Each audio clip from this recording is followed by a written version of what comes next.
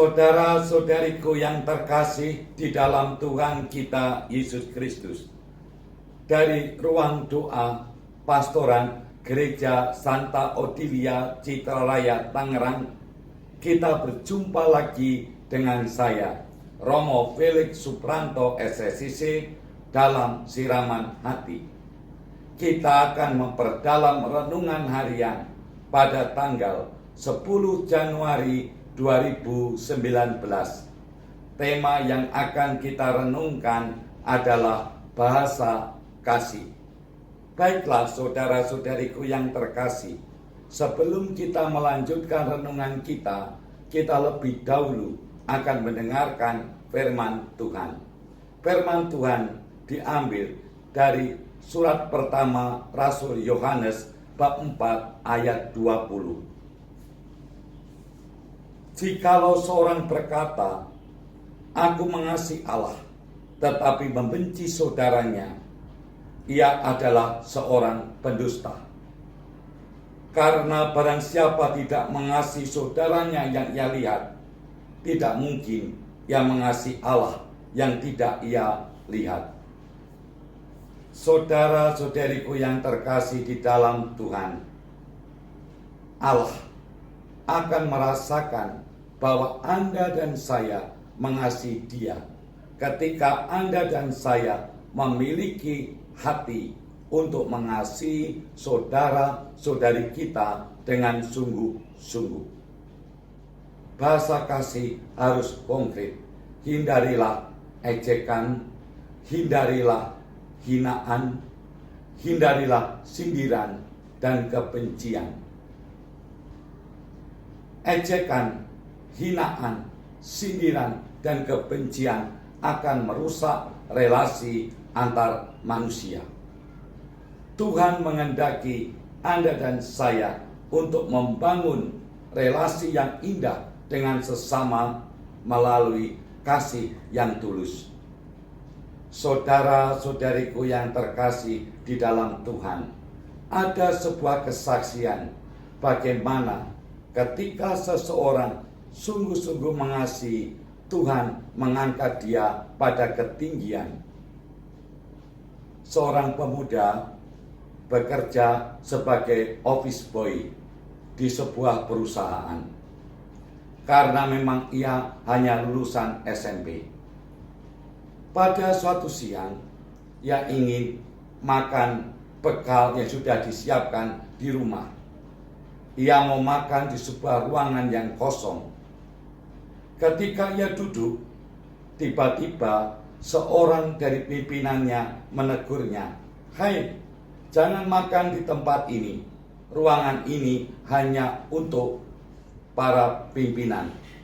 Pemuda itu keluar dengan sedih, tetapi tidak dendam.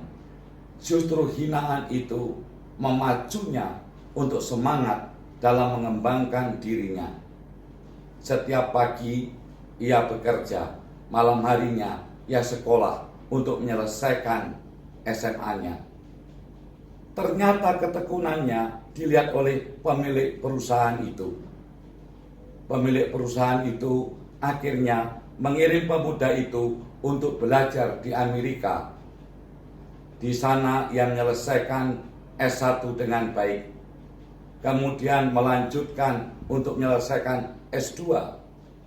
S2 pun diraihnya dengan nilai yang sangat mengagumkan.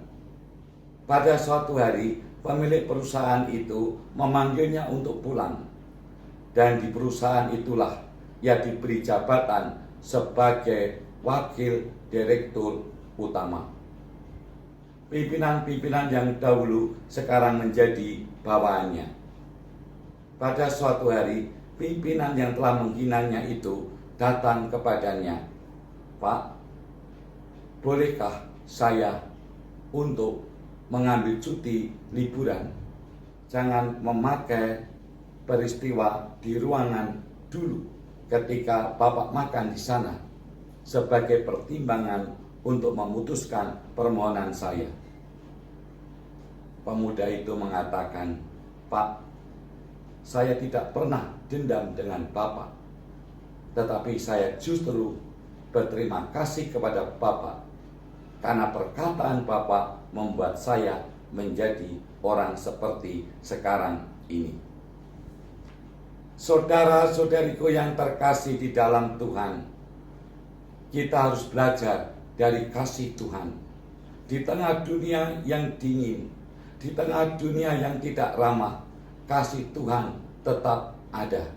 Kasih Tuhan tidak pernah berubah. Seperti lagu berikut ini.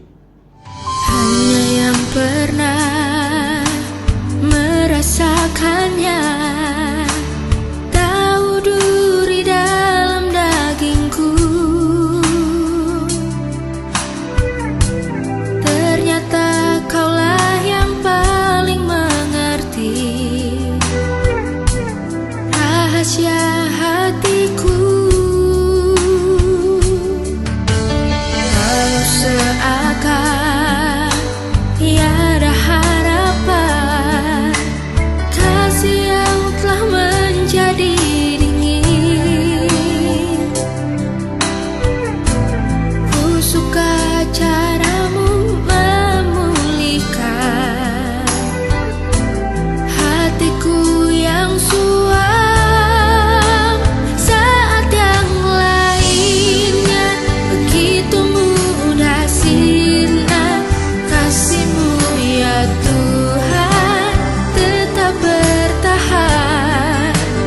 Engkaulah alasan hatiku percaya kasih masih ada dalam dunia.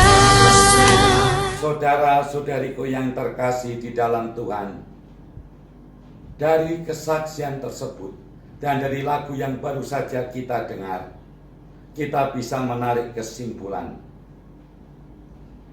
Tuhan Allah mengetahui bahwa Anda dan saya mencintai Dia dengan sungguh-sungguh ketika Anda dan saya mampu mencintai sesama kita dengan sungguh-sungguh pula. Marilah berdoa. Allah Bapa yang Maha Kuasa, semoga kami memiliki semangat untuk mengasihi sesama kami. Dengan mengasihi sesama kami memuliakan nama-Mu. Demi Kristus, Tuhan dan pengantara kami. Tuhan sertamu. Saudara sekalian, keluarga saudara, pekerjaan saudara, pelayanan saudara diberkati oleh Allah yang Maha Kuasa, Bapa dan Putra dan Roh Kudus. Amin.